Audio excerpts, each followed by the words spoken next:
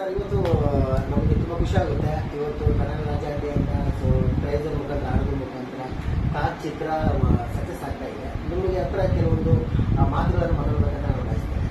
Thank you.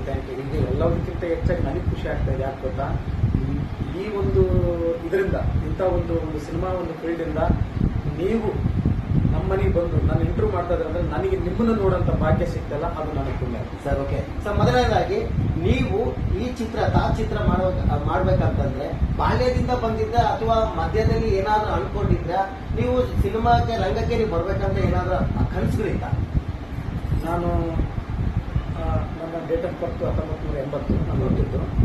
ನಾನು ನಮ್ಮ primary ಸ್ಕೂಲಲ್ಲಿ ಒಂದು 3ನೇ ಕ್ಲಾಸ್ವರೆಗೆ ನಾನು ಒಂದು ಹಳ್ಳಿಲಿ ಒಂದು ಸ್ಟಡಿ ಮಾಡಿದನು. ಯಾಕಂದ್ರೆ ನನ್ನ ತಂದೆ ತಾಯಿ ತುಂಬ ಬಡತನದಲ್ಲಿ ಬಂದಂಥವ್ರು. ಬಡತನೇ ಒಂದು ಜೀವನ ನಮ್ಮದು, ಓಕೆನಾ. ಅಮ್ಮ ಒಂದು 50 ರೂಪಾಯಿ ಕೂಲಿ ದುಡಿಬೇಕಾಗಿತ್ತು. ಅದರಲ್ಲಿ ಬಂದಂಥ ಒಂದು 50 ರೂಪಾಯಿದಲ್ಲಿ ಒಂದು 10 ರೂಪಾಯಿ ಬೇಳೆ, ಒಂದು 10 ರೂಪಾಯಿ ಅಕ್ಕಿ ತಂದು ಜೀವನ ಮಾಡೋಂಥ ಪರಿಸ್ಥಿತಿ. ಅವತ್ತು ಪೈಸದ ಲೆಕ್ಕ. ನನ್ನ ತಂದೆ ಯಾವಾಗಲೂ ನನ್ನ ಬಳ್ಳಾರಿಲಿ ಸೈಕಲ್ ಮೇಲೆ ಸವಾರಿ ಮಾಡಿಸ್ತಾ ಇದ್ರು. ಅದು ನನಗೆ ತುಂಬ ಖುಷಿ ಆಗ್ತಿತ್ತು. ನನ್ನ ಜೀವನದಲ್ಲಿ ನಾನು ನೋಡಿದ ಮೊಟ್ಟ ಮೊದಲ ಸಿನಿಮಾ ನಮ್ಮ ತಂದೆಯವರು ನನ್ನ ಕರ್ಕೊಂಡು ಹೋಗಿದ್ದ ಸಿನಿಮಾ ಅವತಾರ ಪುರುಷ, ರೆಬಲ್ ಸ್ಟಾರ್ ಅಂಬರೀಷ್ ಅವ್ರದ್ದು.